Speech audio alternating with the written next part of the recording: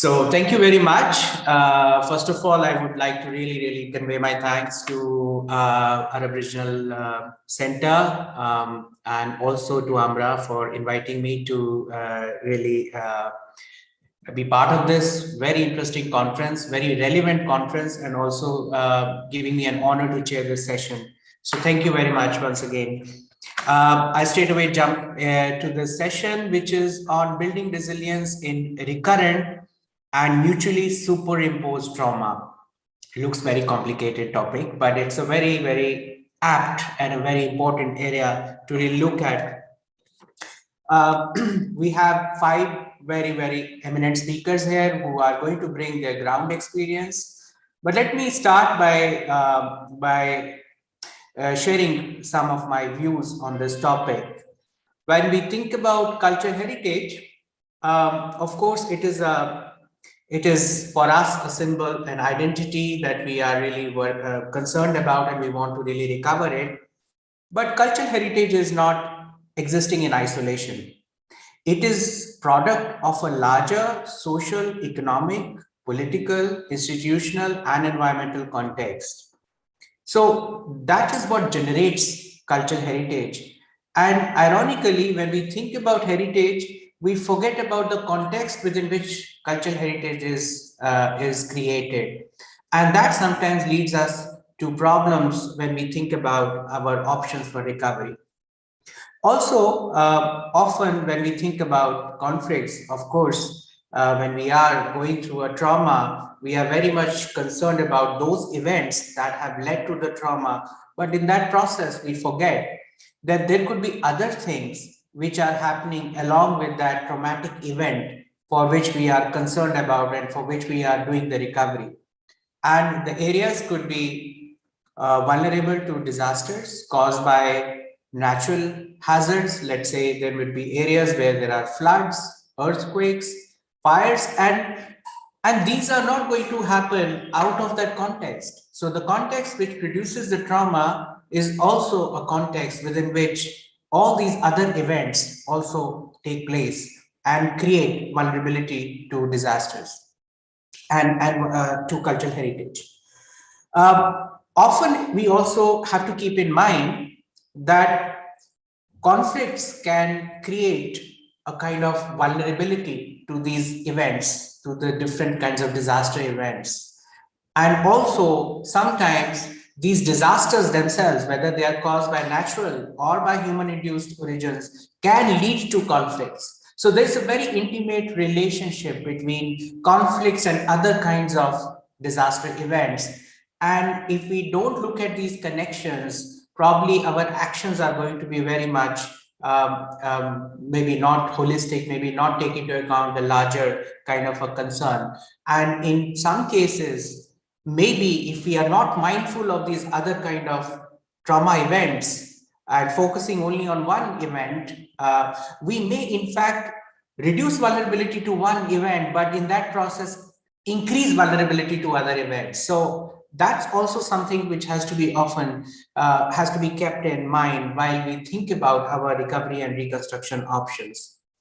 And I also wanted to mention one important aspect which we sometimes forget, and that is the development context. It is not about recovery of heritage itself. It's about thinking about the larger development context within which we are going to do the recovery. How is heritage going to contribute towards the larger sustainable development? And this is also often an issue because we think about recovery in a very short time frame. When the memories are fresh, when we want to actually make the world know that we are addressing it. But the real challenge lies when you move to the next trauma event and you forget this one, and people are left to fend for themselves. So often, recovery or reconstruction is not thought through in a long-term perspective. And many of the vulnerabilities are recreated. And sometimes new vulnerabilities are born in the long-term perspective. So not keeping in mind this long time frame is often also an issue in making our recovery and reconstruction approaches sustainable. So that's another element that we have to keep in mind. So the point that also I wanted to make was that while we spend a lot of time in doing the thinking about the final output of our recovery and reconstruction, how much do we think about the process of recovery and reconstruction? What is it that needs to be taken into account while we design the recovery process? Rather than looking at the outcome, the importance of looking at the process itself is really critical. And I want to not take more time, because the speakers are the ones who have to really present their cases and we have to really listen to them. I want to raise these three important questions. So the first question I want to raise is, which heritage is being recovered and reconstructed? And more important, whose heritage is being recovered and reconstructed? Are we looking at one single narrative, or are we considering multiple narratives? Who decides what needs to be recovered in the context of heritage? And one thing which is also connected to that is, it's a question of a larger question of values. Which values are we considering? Are the values that existed before the traumatic event? Or are we also thinking about the new values that are being created in this process? Are we also recognizing that the values are also going through a process of transformation? And having this larger understanding of values, not as something static that needs to be brought back, but something which is very dynamic, is another important element to consider. The second question is, does the recovery process consider larger factors that create vulnerability of heritage, going beyond the physical factors that are often easier to comprehend by us technical experts, but the more social and the more deep-rooted aspects which are not easy to understand are we considering them? And the third question is, what is the predominant approach? What is it that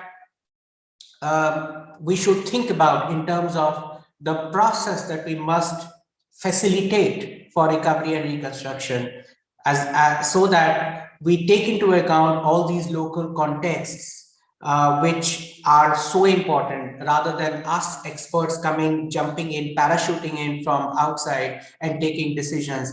And just to give you one simple example, when we were working in Nepal, in one of the monasteries that was damaged by earthquake, we thought that we need to recover the paintings that were damaged, but actually we found that people wanted to create new paintings, because that is what will give them that spiritual sense of being recovering from the traumatic event. So with that, I'm going to pass the floor to our speakers. And as I said, we have eminent speakers today, and I'm going to first invite Dr. Mazen Haider, who is going to speak on war scars between erasure and semantic transformation, lessons from post-traumatic reconstruction of Beirut. So over to you, Mazen. Thank you very much, Rohit. I'll just share my screen.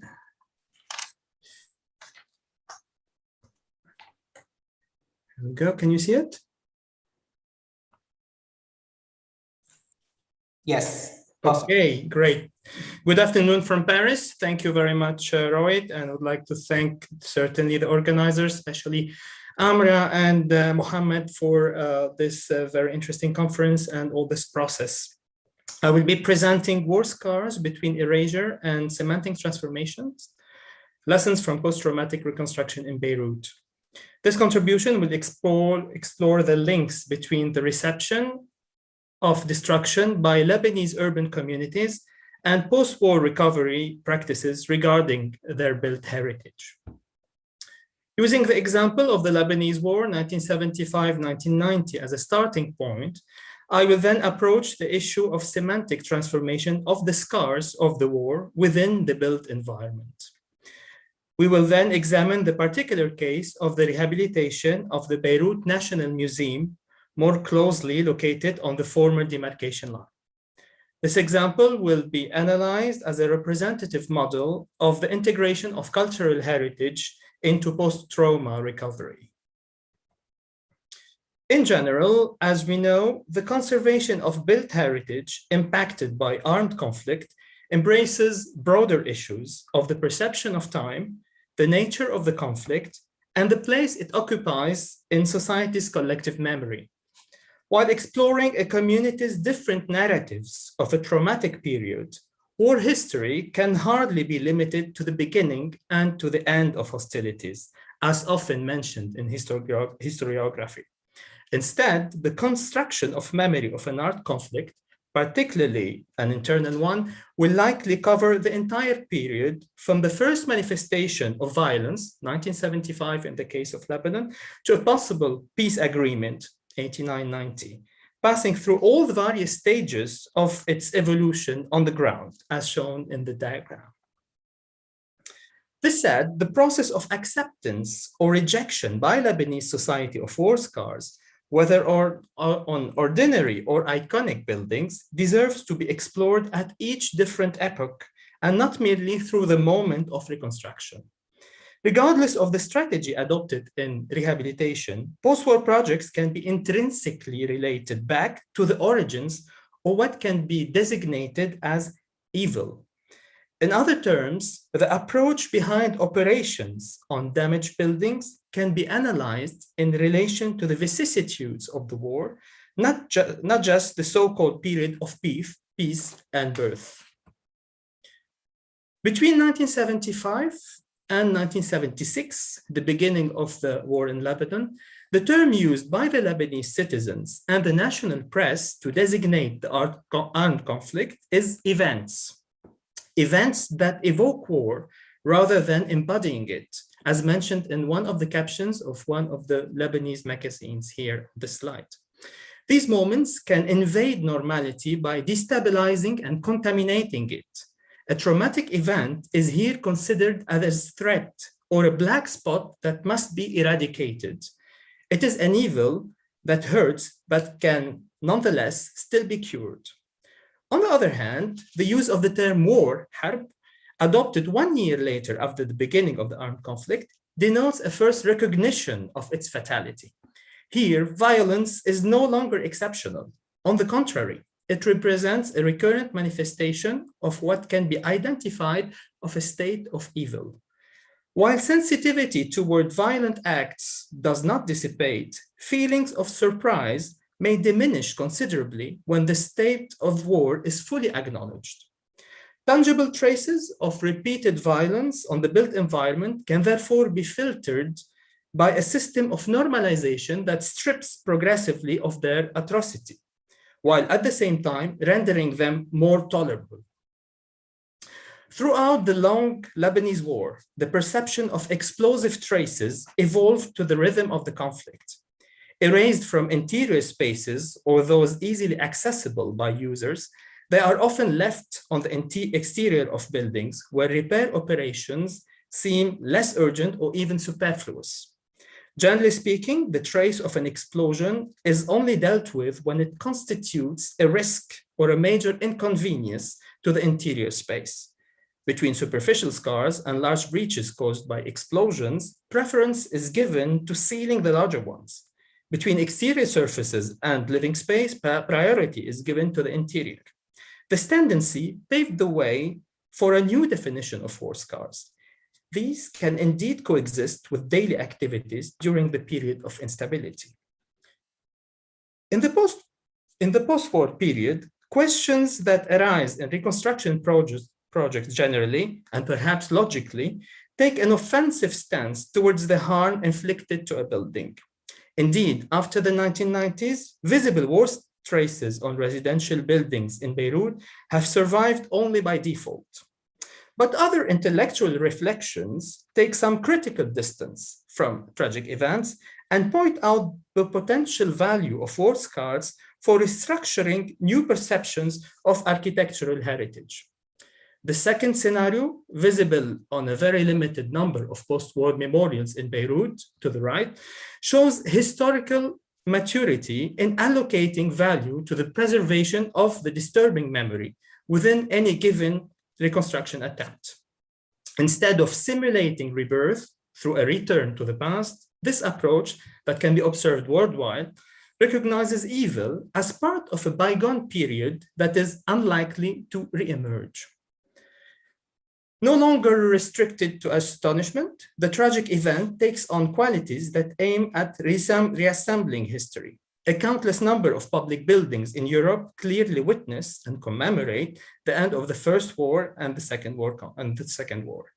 Here, tragedy becomes synonymous with cooperative negativity.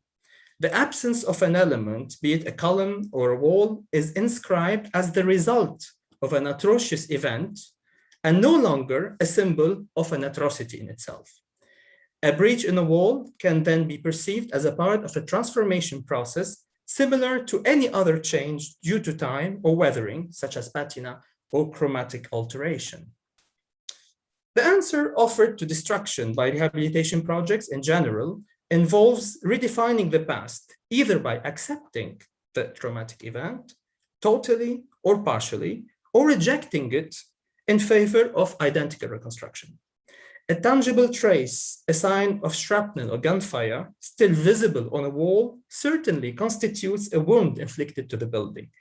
But the reception of the same trace may, however, differ from one period to the other, and so will the negative meaning it conveys. This leads us to different questions. How can the tangible evidence of trauma inform the psychological impact of a potential reconstruction? Where does the boundary lie between deleting war scars and abolishing the memory of them? Lebanon, and more particularly Beirut, sadly associated to a long series of wars, offer eloquent examples of recovery attempts in which intended and unintended monuments have a unique story to tell. The symbolic charge of the Beirut National Museum places it among the most eloquent symbols of Lebanon's war heritage. Built under the French mandate, the National Museum symbolized official history through its archaeological collection. Between 1975 and 1990, the building was immersed in daily events on the former demarcation line between East and West Beirut, becoming the backdrop of clashes between various armed factions. Disfigured by urban battles, it became a symbol of segregation, given its location on the front line and the major checkpoint between the two parts of the capital. The sequence of hostilities on the front contributed to the development of a new definition of the museum. From one of the tourist hubs of the capital, the site assumed a less attractive image associated with violence and daily aggression. The area's accessibility, unlike the devastated and completely no-go city center, and the visual experience of passers-by as they cross the borderline, played on the demystification of the meaning of the museum itself. On the one hand, the building bore witness to the traumatic effects erupting in daily life. On the other, the damaged facades infused the monument with a new memory, remodeling its mission and identity as a museum. When evil is apprehended by society as a sharp break with a regretted past, all efforts lobby to eradicate it. When, however, it is integrated into the renewed practices of citizens, the effects of war evolve away from a sense of evil to acquire a sense of the negative, which admits to being analyzed and treated.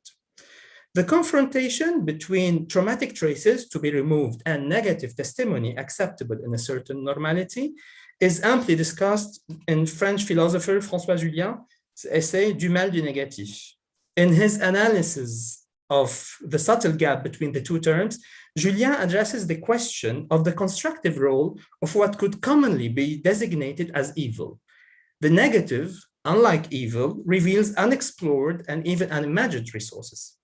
We have to rethink today on a new basis the cooperating destiny of the negative, in particular to distinguish between what is destructive and doesn't produce anything, and what could be activating, mobilizing negative, as it puts under tension, promotes, innovates, intensifies, end of quote. According to Julien, then, there are various forms of evil which can be distinguished into destructive and unproductive harm, while the negative can play a role in improving the general system. Post-war conservation of the Beirut National Museum depicts the evolution of the relation between the Lebanese and their past allegorically. At the end of the war, In October 1990, the museum was severely damaged during countless battles, but also bore the traces of the occupation by different armed factions. Luckily, the interior was the object of protective interventions during the war carried by the General Directorate of Antiquities since 1982. Protected in concrete formwork, the colossal sculptures on the ground floor survived repeated looting and fighting. In November 1993, 2 years after the end of the war, and before any repair work was begun on the building, an exhibition entitled Uprooted Heritage was held in the interior space of the museum. The event was intended as a last reminder to the Lebanese population of the devastation of war before it would be erased completely. Transformed into a memorial of the long civil war, the space conveyed a clear message. The National Museum publicly acknowledges the harm of the armed conflict, but at the same time projects itself into the future by symbolizing a new image of unity and solidarity among the Lebanese.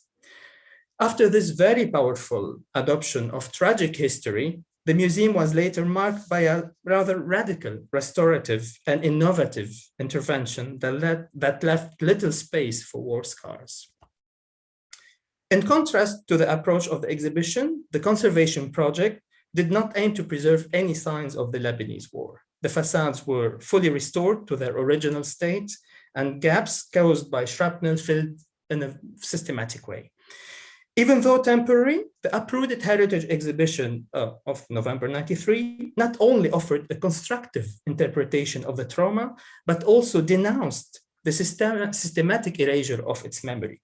The preservation of traces of 1975-1990 war in peacetime reflected a need of a gradual restoration project for this heritage building, where war scars, even if destined to disappear in the future, would first be situated as an object of collective memory work.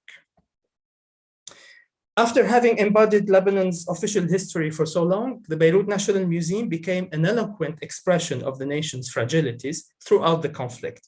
Following post-war rehabilitation work, it has readopted the role of a didactic monument of the country's ancient history, not least by erasing the evidence of the tragic chapter of the Civil War from its walls.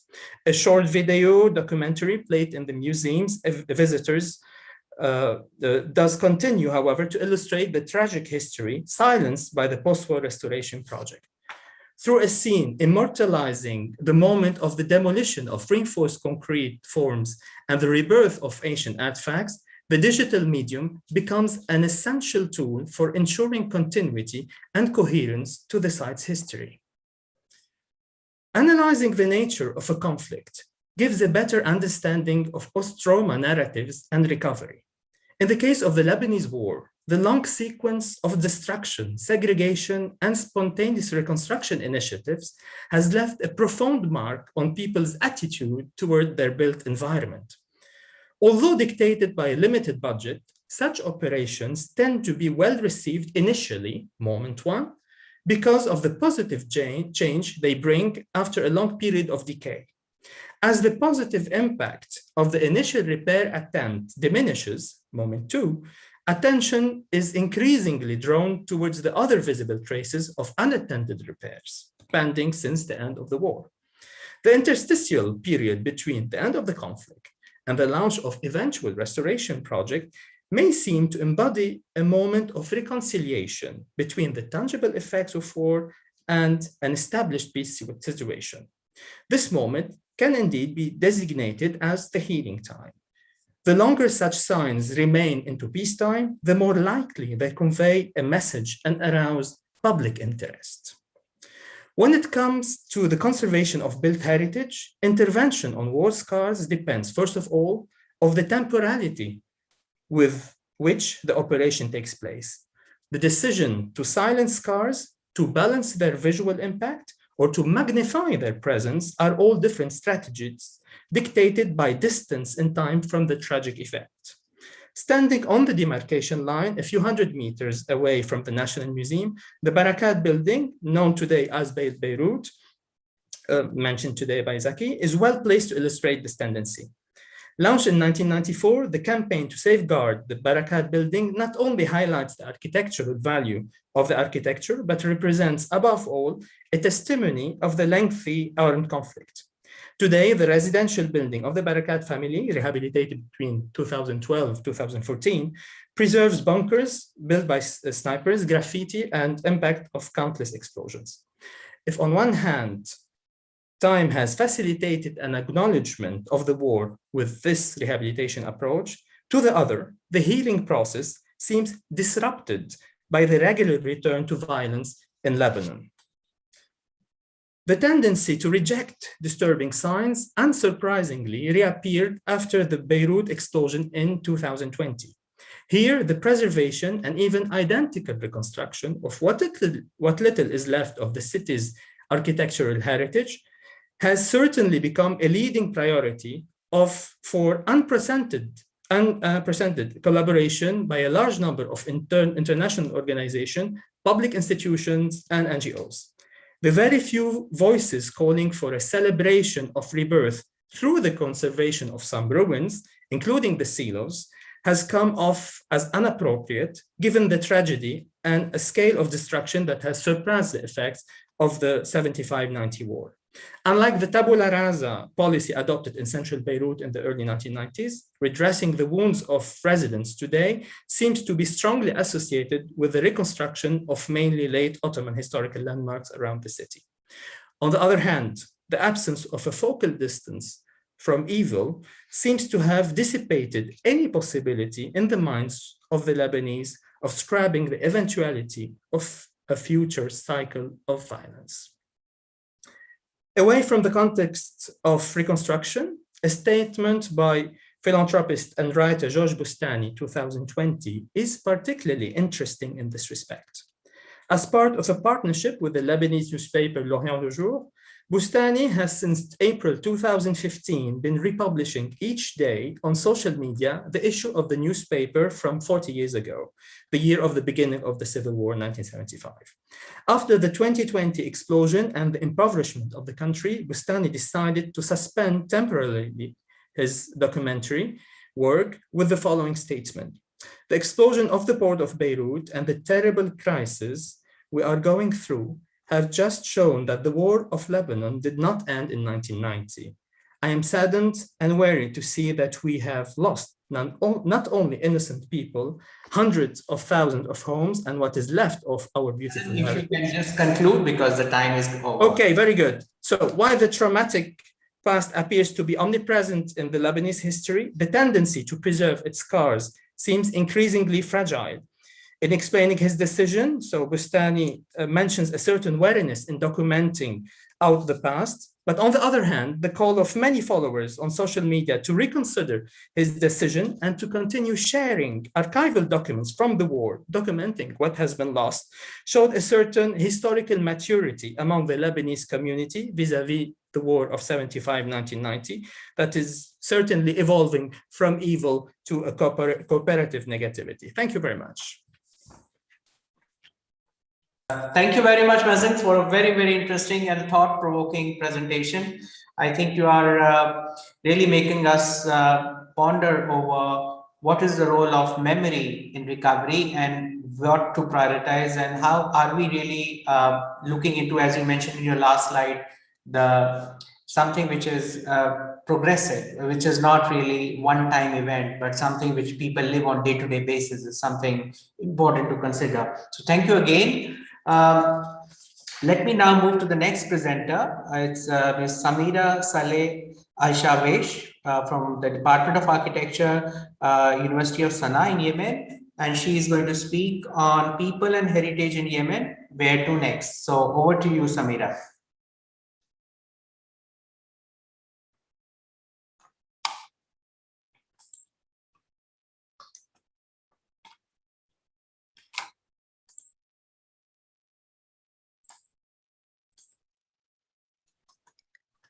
Yemen has a unique heritage. Yemen has a unique heritage with considerable variation from region to region, city to city, and from site to site. due to various cultural influences and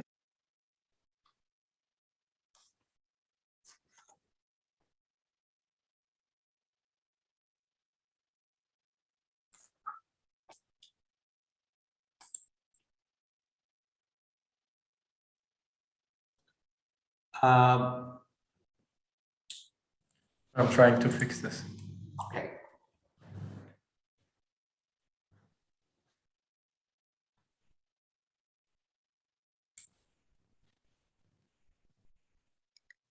Yemen has a unique heritage with considerable variation from region to region, city to city, and from site to site, due to various cultural influences and climatic zones. The local architecture took varying development routes, yet we can still observe its strong character. Each region adapted to its climate differently, yet wherever you go, you can still see the strong identity of the architecture in Yemen. Yemen is home to 4 UNESCO World Heritage Sites: the old walled city of Shibam, Hadramaut, the old city of Sana'a, the historical town of Zabid. The fourth site is Socotra Archipelago. It is a natural heritage, however, it is subject to political and military interference from various parties and facing the repeated floods. A further 10 sites were placed in the World Heritage tentative list in 2002. But how is the situation now? What about now? Yemen is considered the poorest country in the Arab states region, with over 76% of Yemeni in need of humanitarian assistance. The situation in Yemen can be described as a chronic emergency. More than 20 million people in the country required some form of humanitarian and protection assistance due to a combination of factors, including escalating hostilities, economic collapse, decreased government.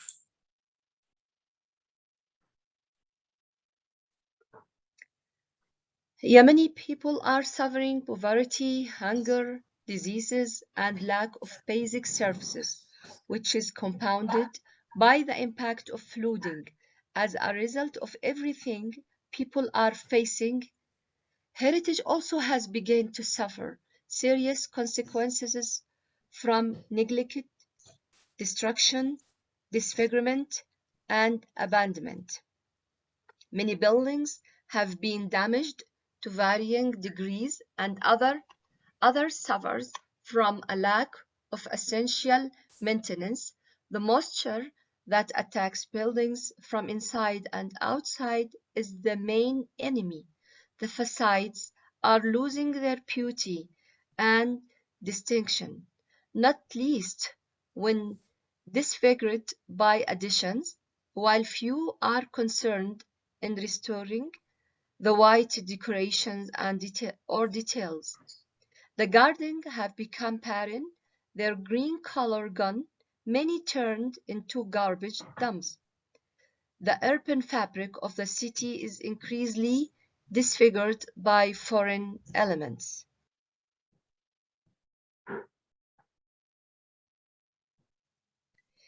This slide, we can figure the main challenges that people and heritage are facing: the armed conflict and war, floods, poverty and COVID-19, socio-economic reflections of the superimposed trauma and their impact on heritage.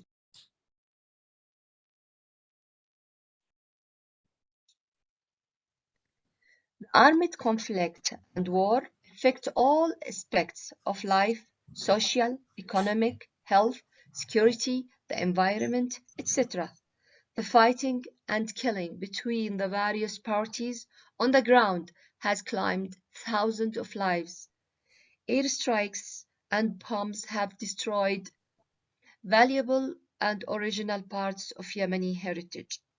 In old Sana'a, in old city of Sana'a, for example,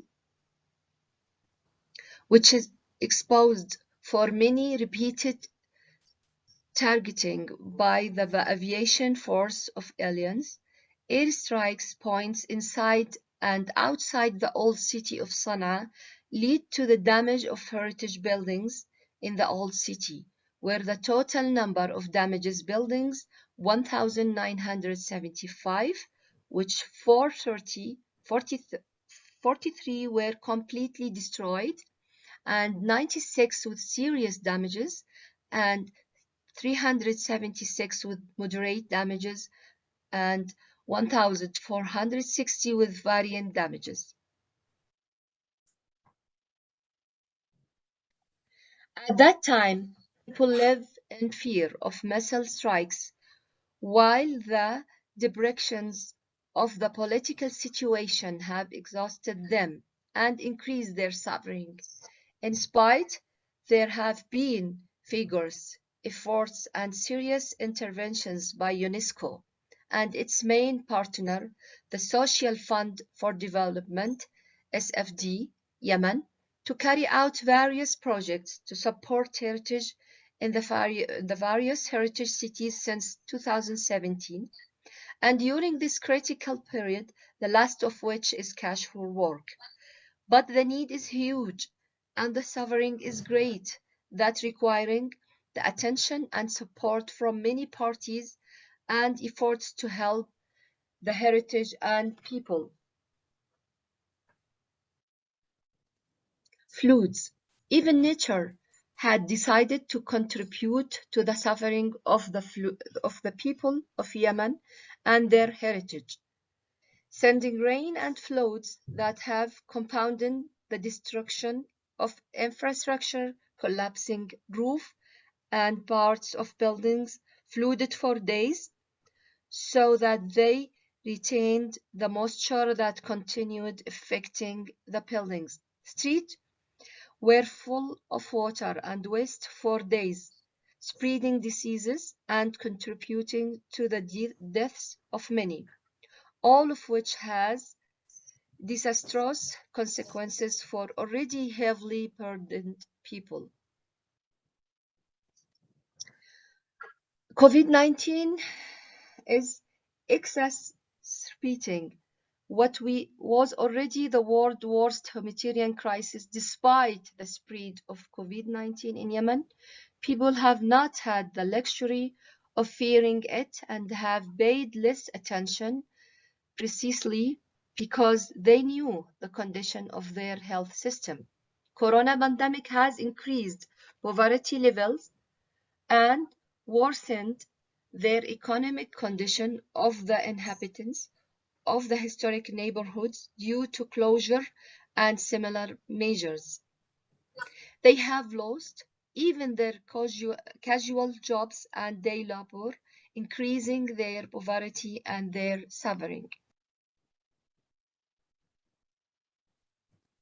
While the entire society in all segments of life is affected with disaster and their cumulative and snowballing effects, it is possible to list those with direct and the intense impact to heritage. Number one, the absence of capacities and power of public institutions and government bodies is chronic and appealing. General Authority for Preservation of the Historical Cities, GovC, it is slow procedures of permitting interventions necessary for maintenance and restorations, adaptive use of historic buildings, which may decrease poverty. Number three, the old cities experience acute lack of basic services, electricity, water, sanitation, education, and health facilities. Number four, Diseases like cholera, dengue fever, and of course coronavirus are currently spreading because of the absence of proper health services in the cities or health centers. Accumulation of garbage everywhere, the dilapidated sewage system, and pollution from car and motorcycles exhausts as they as they tear through all parts of the old cities with their noise and toxin all have their impact on the health of the residents. Population increases and extended households make additional pressure on the fragile fabric of the historic urban cores. The traditional unofficial neighborhood communal code of conduct has been disappearing, and this change affects socio-spatial patterns. Number 8, inheritance disputes are considered one of the most important challenges facing heritage and the population alike. The high cost of restoration and maintenance work for historic buildings represented is another major challenge facing residents. Heritage legislation does not provide full and satisfactory participation of the citizens. The implosion of the new market and business demands to the historic fabric changed rapidly.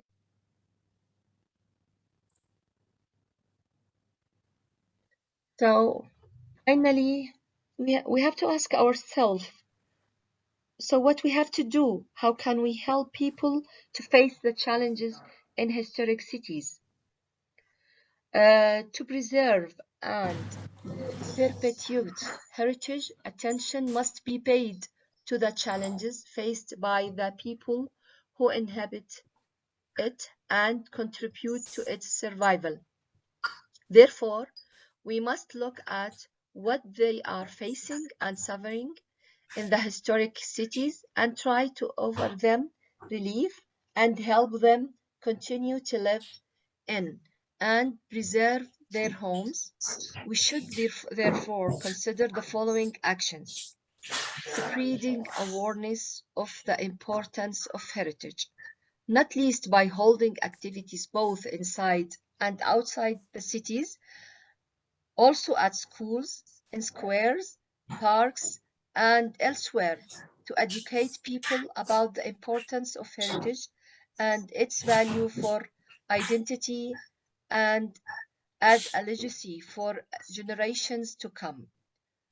One way might be competitions or creative group activities in painting, photography, handicrafts, etc.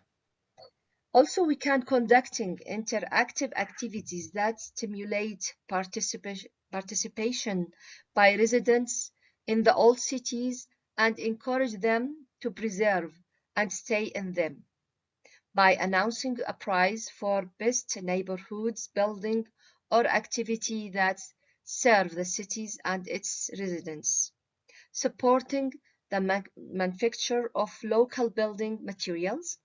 Also, we can providing incentive within the ancient cities to keep the original inhabitants situ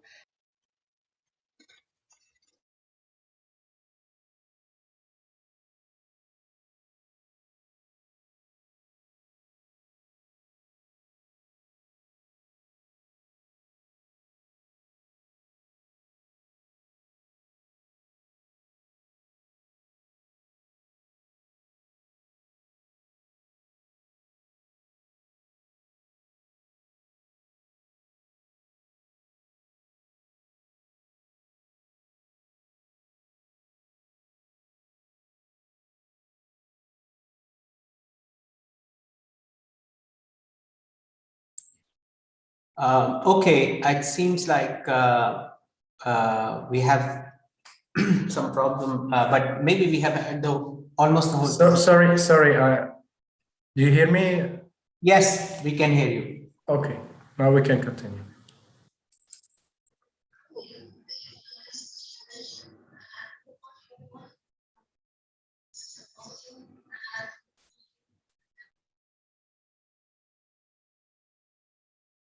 Seems there is no sound, so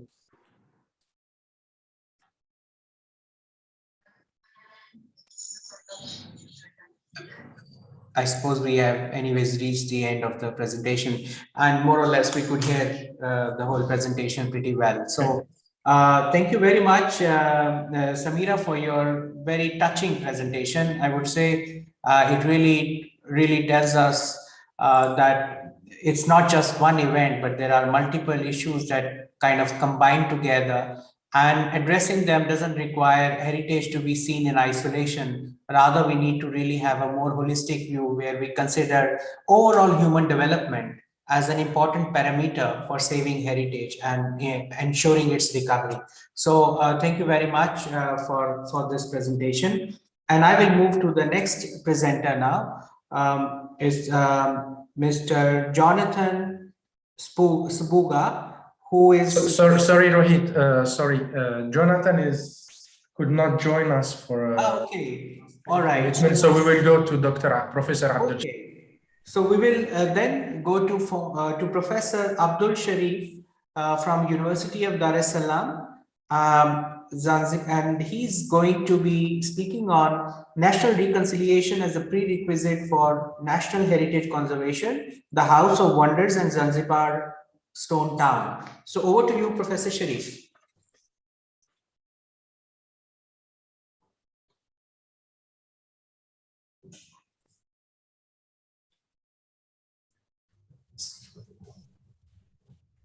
Thank you for coming to this discussion about the collapse of Bet El Ajaib, the iconic building called the House of Wonders in Zanzibar, and why it is suffering. And particularly, I'll be focusing on the theme of the necessity of national reconciliation to maintain our heritage.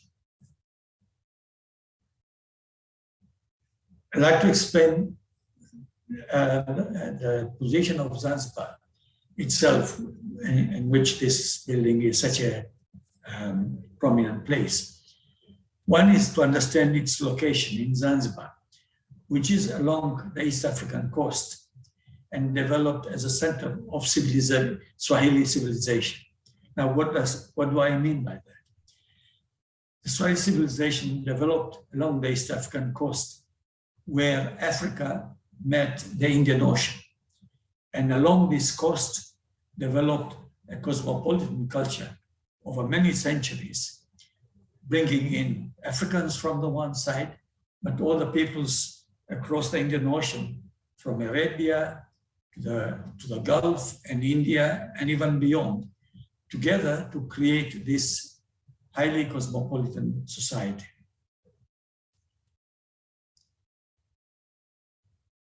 As a result of this interaction between Africa and the Indian Ocean, we've then begun to develop the Swahili civilization, as I called it, which actually formed the root of the Zanzibar Stone Town.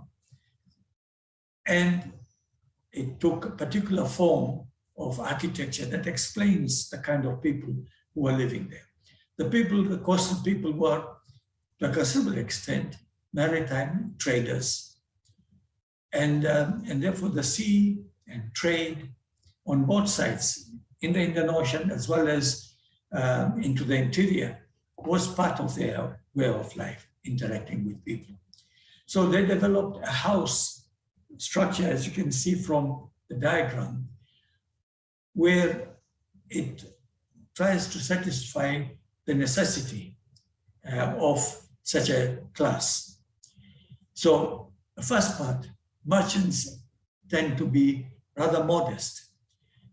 They do not want to show off their wealth. They want to make wealth. So you find many of these Swahili houses. From the outside, they look very plain, but that is typical of mercantile modesty.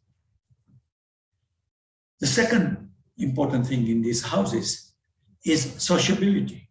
A merchant cannot do trade by himself. He has to interact with people, and therefore he has to socialize. And to socialize with these people is to provide a place where you can sit and talk. So every Swahili house would have a baraza, quite often a stone bench, or even in this case, in the case of the Swahili, a daka, like this here. In other words, a small portion there which is open to the street, but as well as maintaining privacy of the house, where the merchant can receive his guests and discuss business and other things, and so on. And that becomes now an important part, one part of this house. Now, in the case of Zanzibar, as it developed in the 19th century, it started off as a Swahili town. It was a small Swahili town at the beginning of the 19th century. But then it began to grow as a big city and commercial center from a couple of developments that occurred. From the time of Sayyid Said of the Busaidi dynasty from Iran, from Oman, which this commercial empire that he built was based on two major sectors of the economy.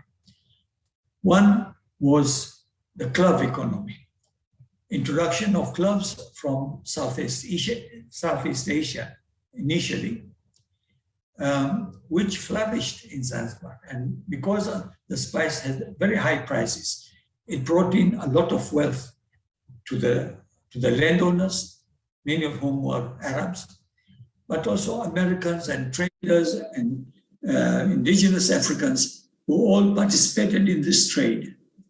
And we must be honest that it was based partly on slave labor. But it is important to remember that all of these people, indigenous Africans, all of them were involved in this slave economy. It was not exclusive to one sector of the population. You can see the lower picture there, where an American is supervising the workers, doing the cleaning before exporting goods. And all of these workers were slaves. Now, the Omanis particularly, who were the major landowners at this time, they began to establish their homes in Zanzibar town. Many of them, of course, had their plantation houses on the plantations, but they would like to have a house in the town to be close to the Sultan and the center of power. And they built their house using local Swahili building technology, using local stone, coral stones, and mud. So it was based partly on the Swahili building technology. But they began to develop a desire for larger doors, which were based on their designs, but the carving itself had been developed by the Swahili before. They had it for a long time before, but it was on a larger scale and much more elaborate, as you can see in the example of the door there.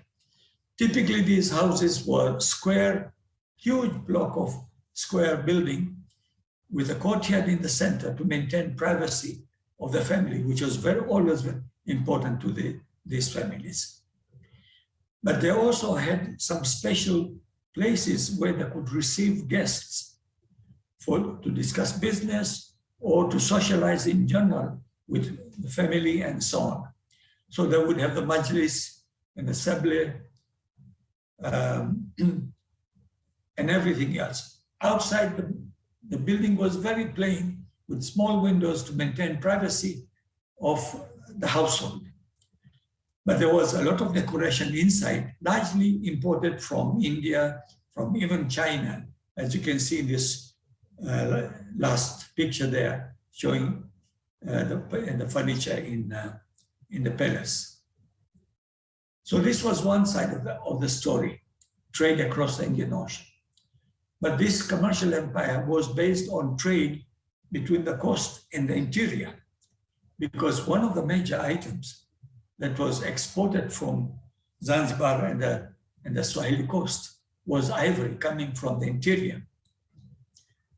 And since you have to hunt for ivory, the traders and the hunters had to go quite deep into the interior to capture, to kill the elephants to get ivory and transport it. And by the middle of the 19th century, the traders had reached all the way to Lake Tanganyika and the Great Lakes to bring ivory, connecting the coast with the far interior, which then created a large hinterland for Zanzibar that was very important. So that was one part of the community of Zanzibar. The second part involved, particularly in trade, were the Indians. They were welcomed by Said to expand the trade of Zanzibar. And then a majority of them came as not really that rich merchants. There were a few very, very rich merchants, but many of them were really small traders. And they wanted to build a shop where the customers will pass. And of course, they chose what are called in Zanzibar the bazaar streets, along which they built this Gujarati type of houses, which are shop front houses, which means that there was a shop in the front of the house and the people, the owners, lived above or behind. So that's why they're called shop front houses. They had also developed their own doors, but again, because they were merchants, they were much more modest. So even their doors were rather simple, although the door that I show here is one of the more elaborate, but the design was of this type. So this introduced a second element in the architecture of Zanzibar. As a result of this, by the middle of the 19th century, Zanzibar was flourishing in welcoming a variety of people who came with different languages, but all of them learning to speak Swahili in various ways, some of them much better than others. They also came with different religions.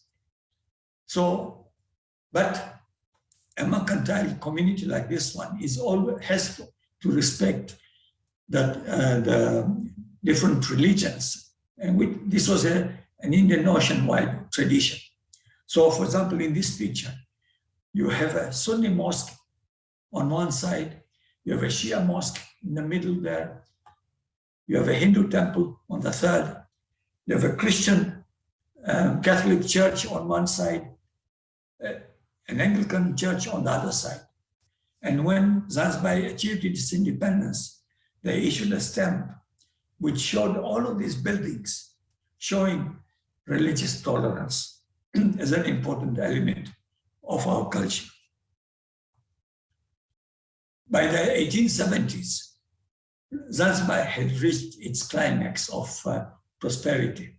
It was a center where all the traders came, all the European explorers, Burton, Stanley, all the others came here. It became a center of Islamic learning, but even of the missionary expansion. And Said had no problem welcoming even Christians. For example, he received one Christian priest who asked to build a station in Mombasa. And he wrote a letter on his governor, tell him, I'm sending you this missionary. He's a man of God who wants to spread the word of God. Do everything in your power to facilitate his work. By the 1870s, Sultan Barrash, at this time, the son of Said Said, felt that he needed to understand the world much more widely. So he decided to invite himself to London and Paris in 1875, where it was a very good experience for him. He learned a lot and introduced a lot of these developments later on in Zanzibar. During his period that he built this House of Wonders, which we are going to talk about. It was a massive building right on the seafront. It was built on the Omani style, but Barrash had also spent some time in India, so he introduced some Indian architectural influence. He had influence from the West, so the pillars, the iron pillars, were imported from Scotland. And so he built this palace to impress the people coming, that this is now a prosperous metropole. But he was not alone in building such large buildings. The Indian trader, the biggest trader at the time, who was also a customs master, Harriet Topen, built a huge hospital right on the seafront, not far from the Metlai Jail, as you can see below there. So it shows where Zanzibar had reached during this period. Unfortunately for Zanzibar and Said Barrash, it reached its peak of wealth, peak of prosperity, precisely when the European powers were getting hungry for pieces of Africa to dominate, to exploit. And they met in Berlin in 1885 to divide up the whole of Africa between themselves.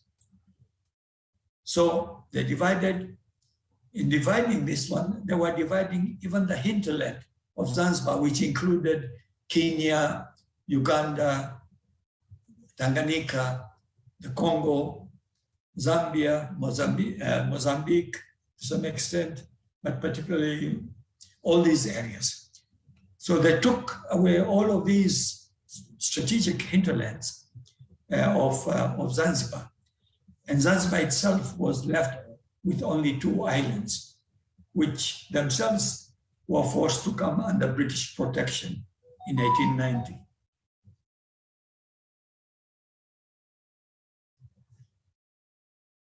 Now, this was one aspect of the loss of the hinterland and therefore of prosperity for Zanzibar. But when the British declared protectorate over Zanzibar, they brought their own system of government. And one of the things that they came with quite openly was what they called the indirect rule. But this was actually divide and rule policies that they followed everywhere. The British were a very small nation. They could not rule the whole world as they did on their own population.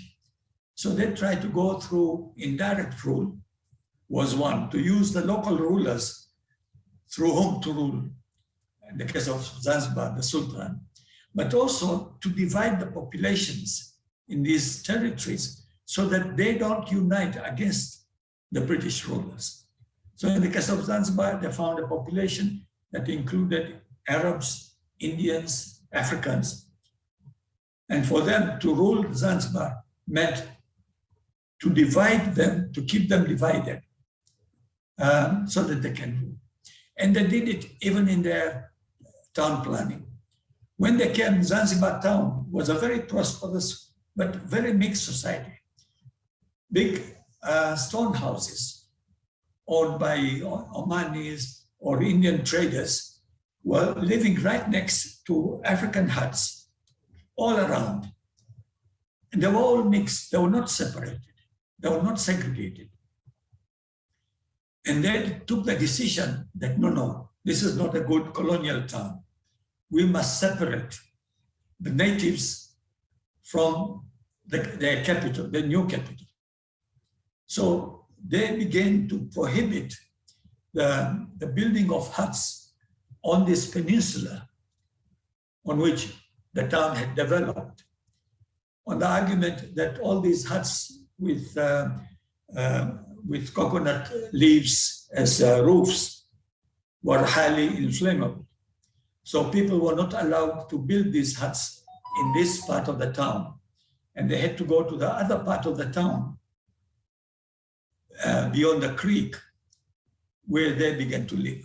And so it was during the 20th century that these poorer people who used to live in the town were exiled to the other side, which became the native town. And so we should not really assume that this was the normal pattern of a Swahili house. This was a British creation. So when we talk about the stone town, Zanzibar itself, to become predominantly stone buildings, is a British creation. This is why I don't like the term stone town, because the Swahili don't describe their towns in terms of the stones that they use to build, but they describe in terms of the people who live there. And that's a major difference. So it is under these circumstances of this division of the population, racially as well as physically, that we come through the colonial period where Zanzibar was no longer as prosperous, but it survived. And it survived because people lived in their own houses and repaired them from year to year until the revolution occurred. When the revolution occurred in 1964, many of these occupants of these stone houses, their businesses were nationalized, the plantations were nationalized. Some of them could no longer live there. So many of them left. When they left, these houses were nationalized and given to poor people coming from the countryside to live there for very low rents. But the government did nothing to take care of these houses because they were not interested in those houses, and the poor tenants didn't have the money to repair the houses. So within 20 years, 200 houses collapsed in Zanzibar town. I remember when I was young, before the revolution, during my first 20 years, I didn't even hear of a single house collapsing in Zanzibar. There may have been some that I didn't hear of, but I don't remember during those 20 years. In the following 20 years after the revolution, 200 houses collapsed. And that is the weakness that led to the collapse of the House of Wonders. I showed the picture earlier of the House of Wonders. This is the picture of the House of Wonders after the second collapse that occurred a few years ago, 5 years ago, when part of the building collapsed. But it was not as dramatic. Unfortunately, again, because of the delay in the government responding to repairing the houses quickly, 5 years later, another big collapse occurred last December on Christmas Day, exactly at 12 o'clock. Half of the front of the palace, including its major big door, which was really beautifully carved, collapsed and broke up. And now the reason why, as I hinted, that these collapses occurred was because of the lack of interest on the part of the government to maintain this heritage, because they did not really consider their heritage, because they considered them as heritage of the Arabs and the Indians, because of the racial mentality of the divisions that had been introduced by the colonial power. And I think now we've reached a stage when Zanzibaris begin to realize that this heritage is bringing in a lot of wealth through tourism, but it requires maintenance, conservation of these houses. And that can be done only by the people coming together as one nation, not divided by race, but by being united and by the common nationality, which is Zanzibar. And that is the solution. Thank you very much. Thank you so much, Professor Sharif, for this very thought-provoking presentation. I think you really brought forward through this case the importance of considering larger developmental issues, which are going beyond just physical kind of repair and retrofitting or restoration work. So if we don't understand these underlying factors that create vulnerability, probably all our interventions will be very short-lived. So thank you again for this presentation. And now I'm pleased to invite the last speaker for the session. We have Ms. Ruba Kasmo, Dr. Ruba Kasmo and Dr. Lina Kutarfan. Dr. Kasmo is from Faculty of Architecture and from Fatih Sultan Mehmed Waqf University in Istanbul, and Dr. Lina Kutarfan is from Syrian World Heritage Site, Director General of Antiquities and Museums in Damascus, Syria. And they will be presenting towards sustainable post-war recovery of the old city of Aleppo and evaluation of the rehabilitation of Souk al-Sakatia as a pilot project. So over to you. Thank you, Rohit. Good afternoon to everyone. First of all, I would like to thank Amra, Muhammad, and all the team behind this interesting conference. And today, our presentation is aiming at giving you an insight on the ongoing post-war recovery of Aleppo through an evaluation of one implemented pilot project, Souk al-Sakatia. Aleppo has been internationally recognized as a valuable historic center, recognized for the authentic urban fabric, rich architecture, and most importantly, for the spirit that has been represented in the people and their daily practices. Unfortunately, the battle of the city that lasted about 5 years has resulted in a vast humanitarian crisis, major destruction of the urban fabric, and disruption of the social and economic life in the city. If we zoom in to the center, we see the commercial zone, which is one of the largest and the most well-preserved zones in the region.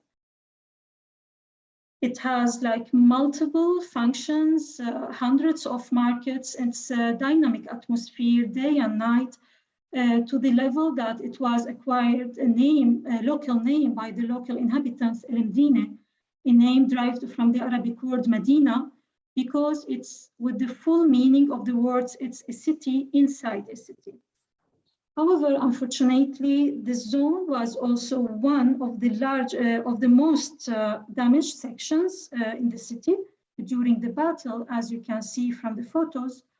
And this damage didn't only represent the destruction of a unique piece of cultural heritage, but the loss of the emblem of the Aleppo as a city of commerce.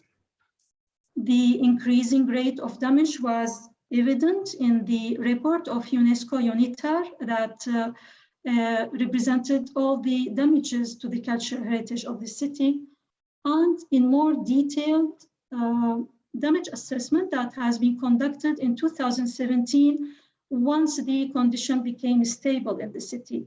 And this assessment has showed that at least 40% of the structures in the zone have been either lost or severely damaged, and this will necessitate either full or partial reconstruction.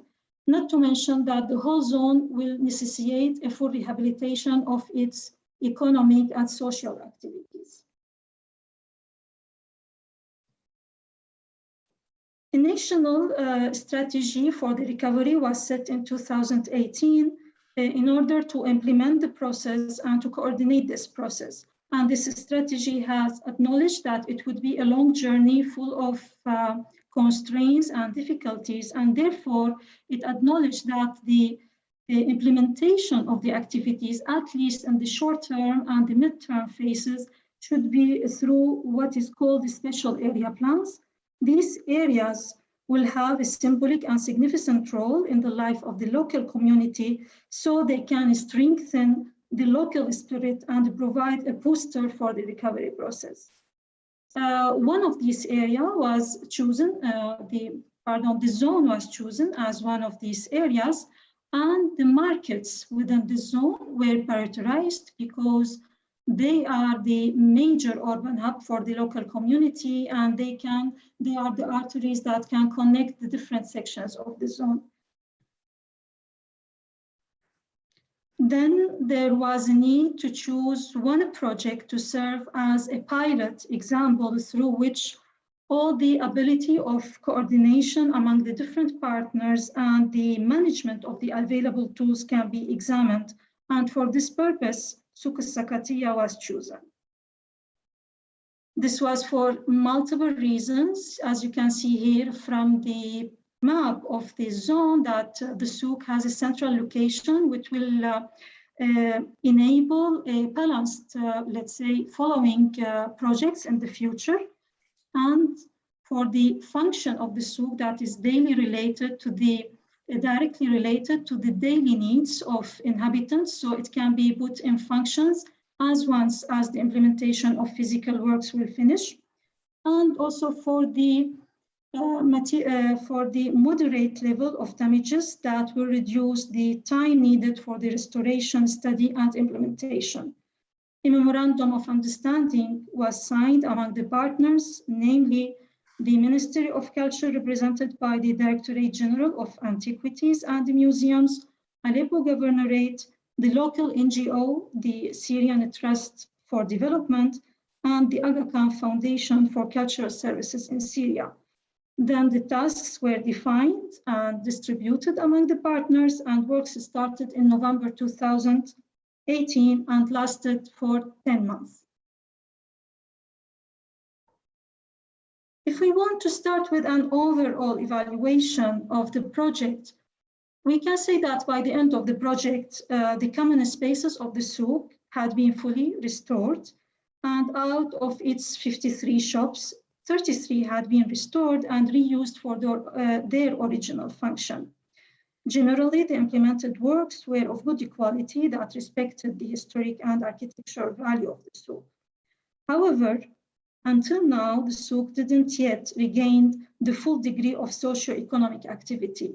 And this is because of several reasons which are beyond the scope of the project itself. We can, for example, we can summarize some of the reasons that the zone itself has lost much of its clientele due to the humanitarian crisis and displacement of many people. And many shopkeepers, they are still either absent, they are not on the city, or they cannot afford the costs of repairing their stores and units. And also that many wide sections of the zone are still under restoration or in ruins.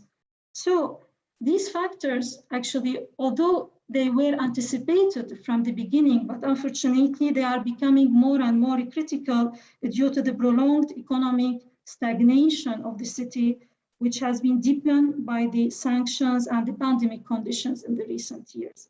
Therefore, generally, we can say that the tangible value of the souk have been restored, but the intangible aspects are still not fully recovered.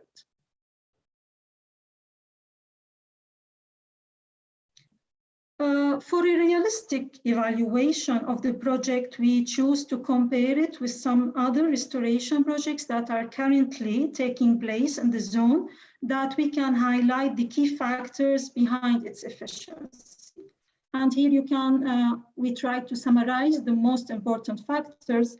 On the regulatory level, it was proved that the participatory approach that has been adopted by the different partners of the project side among themselves, and on the other side to the stakeholders, the heritage authorities and the other relevant departments, has a very, very important key role in the success of this project. Specifically, the decision taken by the Syrian Trust for Development to help shopkeepers obtaining permits and official papers of ownerships, and also providing them with financial subsidies. This was relieving all these shopkeepers from tedious and complicated procedures, and also allowed for homogeneous implementations of the work within one structure.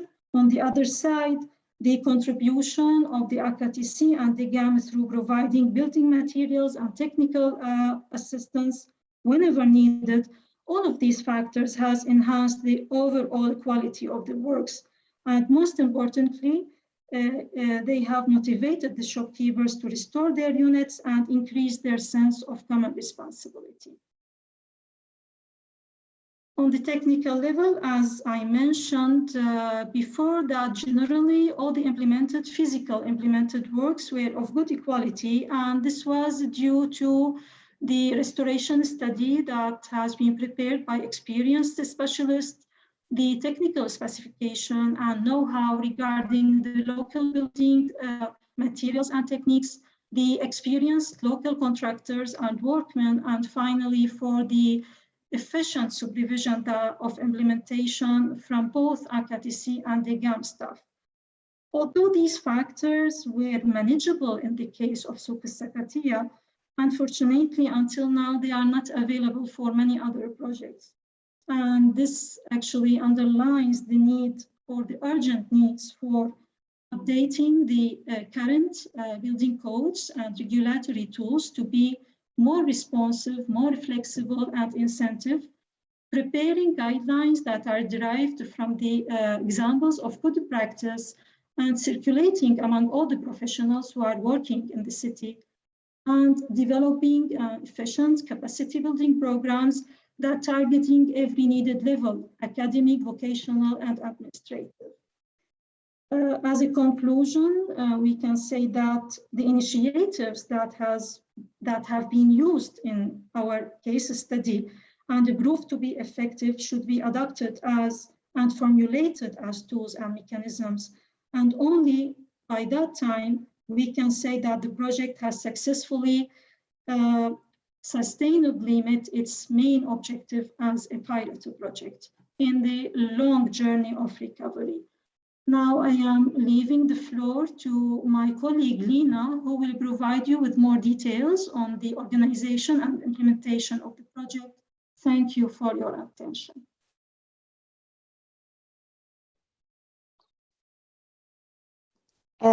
Good afternoon, everybody. I'm going to speak now from the point that stopped with my colleague Ruba. Can you, Mohammed, are you here to follow with me the slide? Which slide do you want me to go back? 17.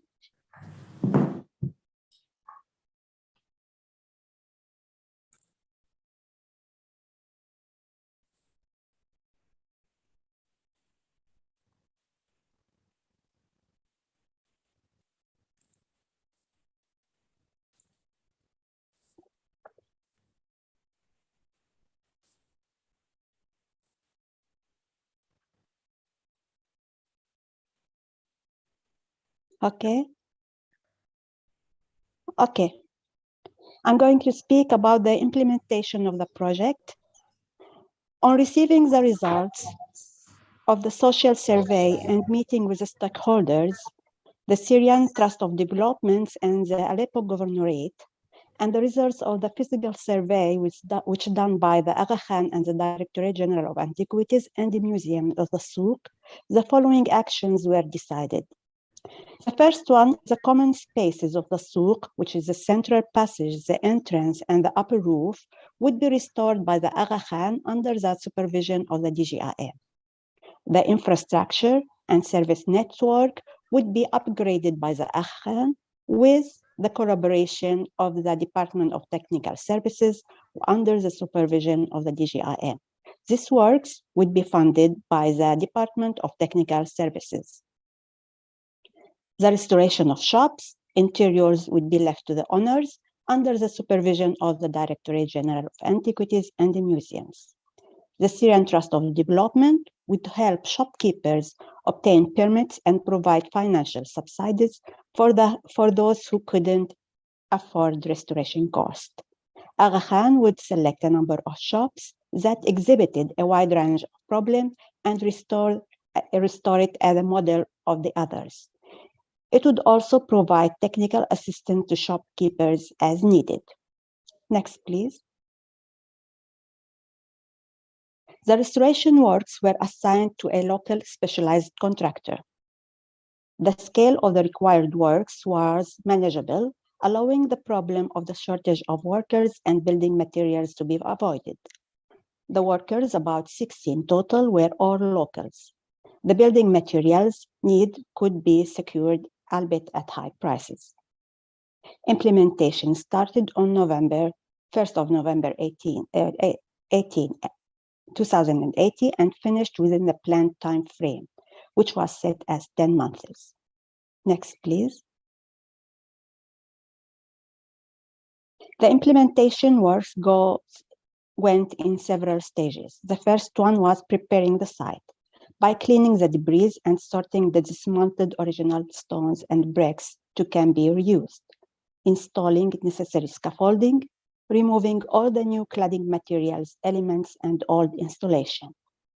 Next, please. The second was reconstruction the destroyed sections, rebuilding following the traditional local techniques and using the original stones. Only a few severely damaged or irreparable blocks were replaced by new ones, such as the damaged domes, which was completely destroyed. Next, please.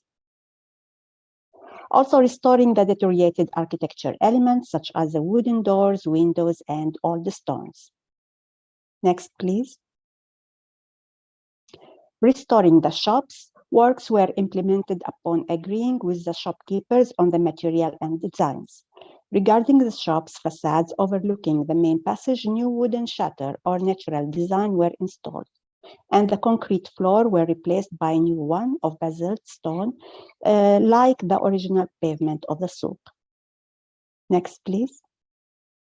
For the infrastructure and technical services, every shop was provided with a technical shaft. The distribution boxes, electricity, telephone, fire, alarm, and solar energy supplying system were placed inside the stone walls, and the wiring was hidden under floor pavements. The drainage system in the upper roofs and the main passage was completely renovated. Next, please. The concept concentrating on revitalizing the memory of the place through shops rehabilitation that are now back to life, providing the resident and the local community with important services and commands. Next, please. After completing of the Souq al-Saqatiya work, a second phase had been started in the western extension of the Souq to reestablish the connection towards the north. There are works taking place currently in Souq Khan al-Harir and Souq Abraq. Drawing on the experience they gained during the pilot project, the Syrian Trust of Development is still working to mobilize funds and assist shopkeepers in restoring their shops. On the border scale, the Recovery Agency is developing a plan for the social and economic rehabilitation of the historic Souq, again based on the result of need assessment. Thank you for your attention.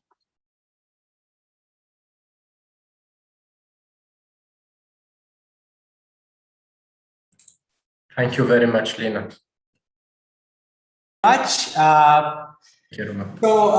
This was a very, I think it's a very telling presentation because it really tells us how important it is not to think of reconstruction without thinking about the link with the livelihoods of the people, and also the importance of connecting to different stakeholders is as crucial as undertaking all the technical measures. So I think this kind of balance between the technical interventions and consideration of social and economic aspects is really important for a sustainable recovery of intervention. So thank you very much. I'm really pleased to really thank all the speakers for their very interesting presentations.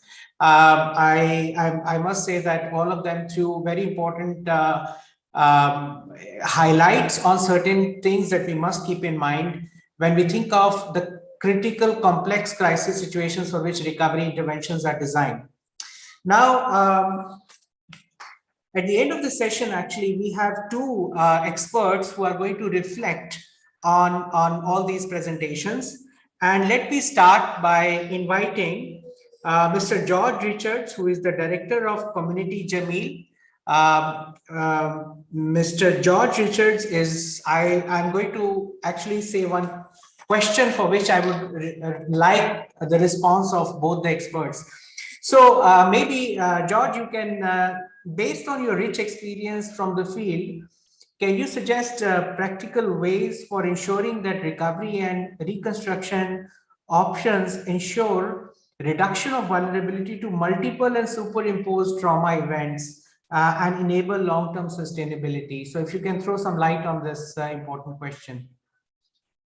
Thank you, Dr. Rohit, and thank you to all of the speakers for their very insightful presentations on the multifaceted aspects of trying to build resilience in these contexts.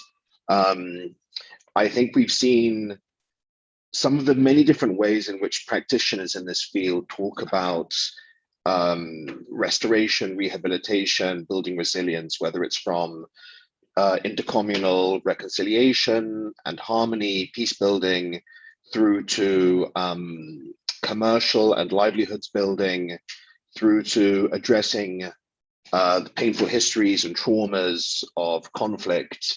And I think that sort of flows into an area of mental health and indeed physical health, social health. Of course, mindful also of what the World Health Organization of the United Nations defines as health as being a state of complete physical, mental, and social well-being, not merely the absence of disease or infirmity. And I think in some ways that's how the different speakers today have been talking about strengthening resilience. It's about building health across all these different parameters: mental, physical, and social. To your specific question though, Rohit, I think one area where I think the sectors, the field as a whole, has room to improve is around measurement, and particularly building a scientific evidence base for what works. In other areas of, let's say, development, of international development, approaches to building an evidence base of impactful, effective, cost-effective, and resource-effective interventions has been developed over the last, say, 15, 20 years. To introduce myself maybe a little bit more, Community Jameel is a scientific organization. We advance scientific endeavors in a range of fields, including in the cultural field. And one of our longest standing initiatives is called the Jameel Poverty Action Lab, which is a research center founded at the Massachusetts Institute of Technology in the US, with the goal of applying a scientific method to understanding what works in development. And what do I mean by that? I mean that when we hear about a microfinance initiative or a mosquito nets initiative or a women's empowerment initiative in sub-Saharan Africa or India, the NGOs themselves can report that this is effective because they've reached X number of people.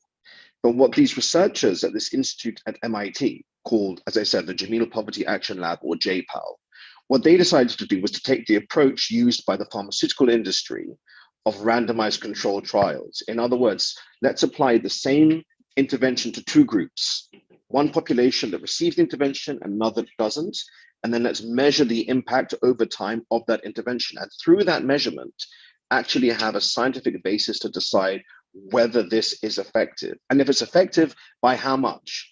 And if it's effective, then you can go to governments and say, look, this really works. And so government should deploy funding accordingly.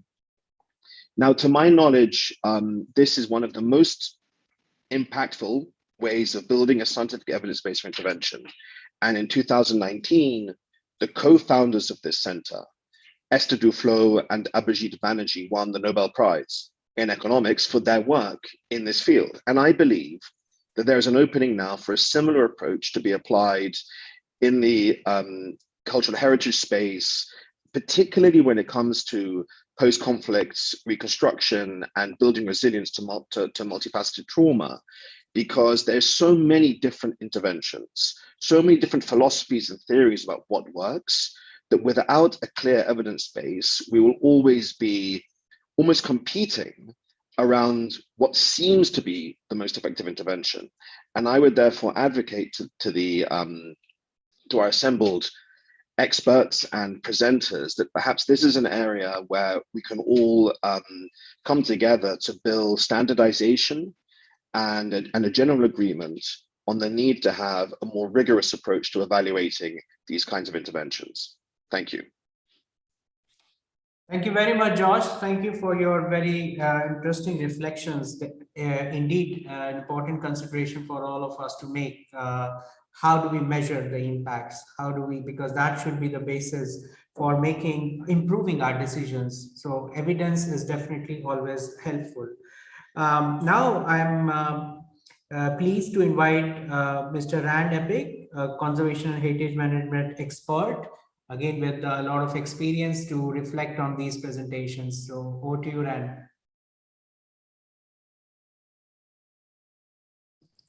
Thank you, Rohit, and thank you, Amra, for inviting me. Let me start with a disclaimer that I've never been involved in a conflict, so I really don't know what it's like to be in a conflict. I can't imagine the horror that Yemen is going through now, or that Syria has been through, or Lebanon. That said, my thoughts have always been with these communities as you hear the news and trying to do something to alleviate the terrible situation. That said, I have worked in post-conflict situations, and in the Balkans and in Cyprus and in the Middle East. So I do have some sense of what people do after conflict. As for the question, practical ways to ensure recovery and reconstruction, reducing vulnerability, and sustainability, I think a lot of the answers to this question were in the presentations. I was taking notes during the presentations, and I think in the introduction, Rohit mentioned multi-narratives. And I think this is very important, identification of values. And some of these values are hidden. And we have to recover these values or uncover these values and promote them in order to make the recovery sustainable.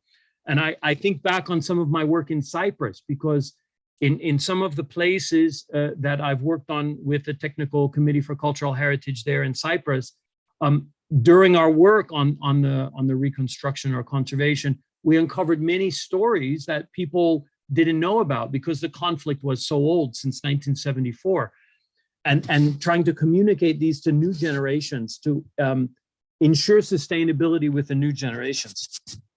I think I was really took notes on Dr. Marsden's presentation about retaining the war scars, and I was very excited to visit the museum in Beirut once, and I was very surprised that there was no actual trace left. I think there was some traces on the mosaic on the interior of the conflict, but I think that we have to preserve the history of the building and preserve these scars, and I think that this is important. Another thought is that we must involve the communities, and I think this is standard practice now, and it was mentioned by several of the presenters, including the work in Aleppo.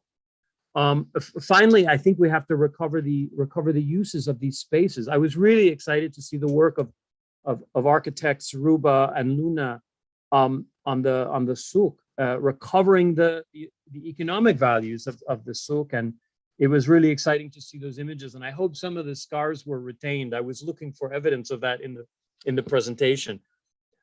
So to get to these questions, to get to the question that Rohit had, well, we have to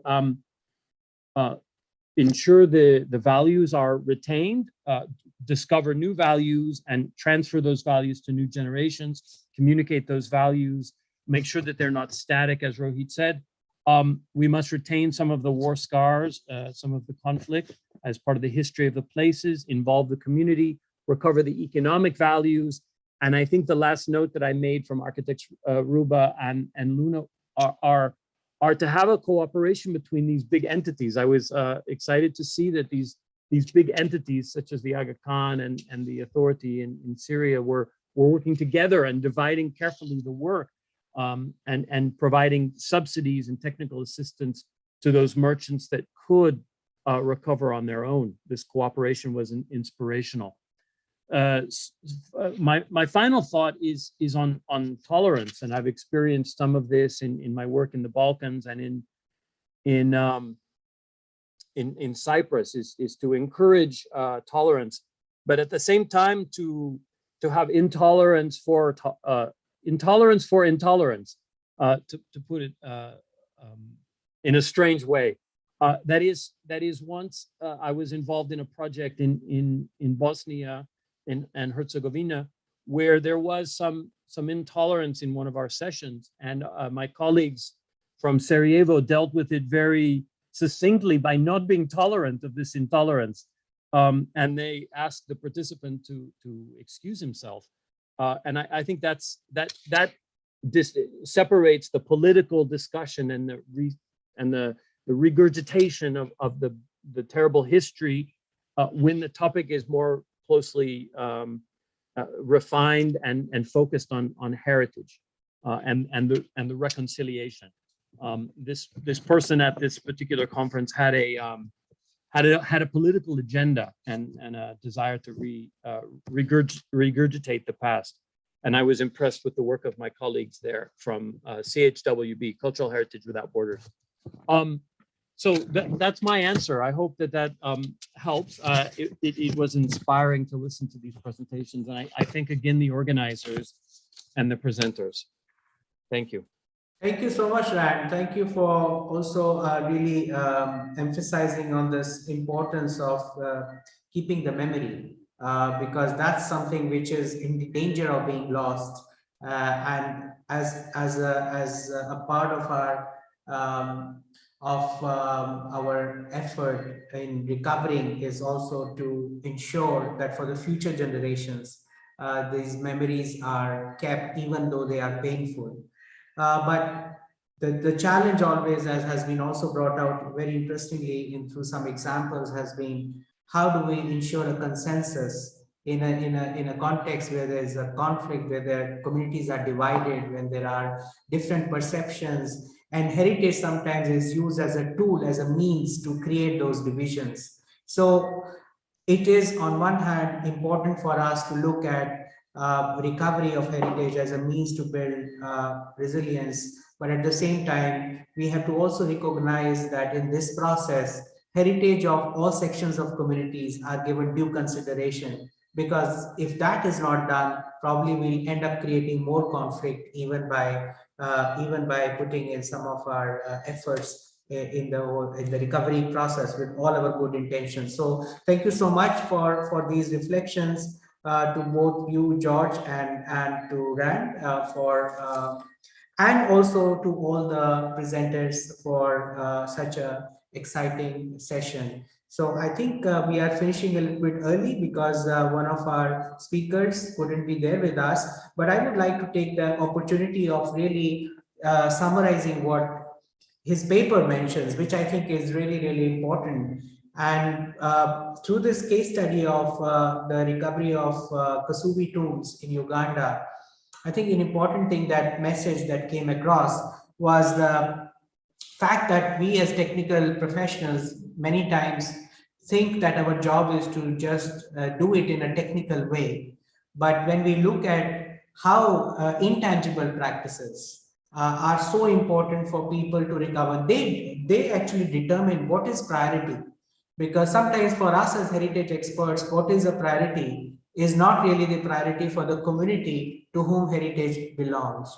So an important step in this whole area of heritage recovery is to understand what are those values and to be able to really make sure that we recognize both the tangible and intangible aspects of those values through engagement with all the stakeholders, especially all the sections of the community. I think that is demonstrated very effectively in this case study of Uganda, where we know that all these kind of cultural practices are so important for the community as part of their healing process, which is really as important as recovery of brick and mortar or the physical fabric. And we need to kind of give due respect and due recognition to that.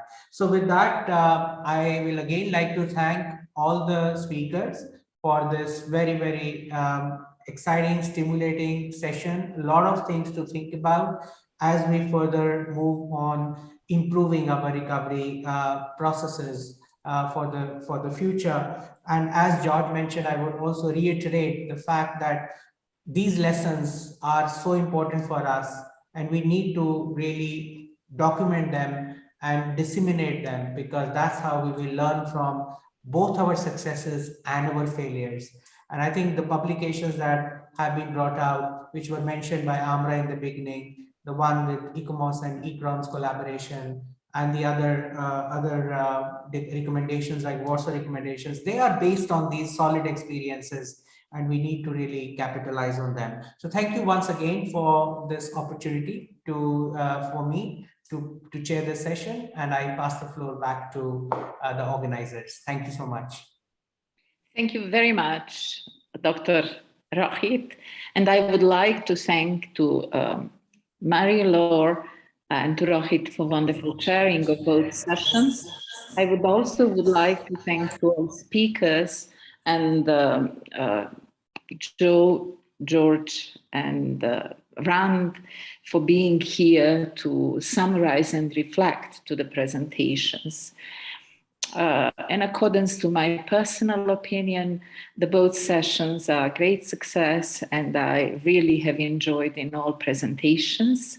And I think that we can come with some kind of outcomes in our final document. So whoever is in fact ready to send some points for the final document of the conference, they will be welcome. Send them to our email address and we will consider them. I would like to tell you that in fact we are resuming the conference tomorrow at 11 a.m. Central European time zone.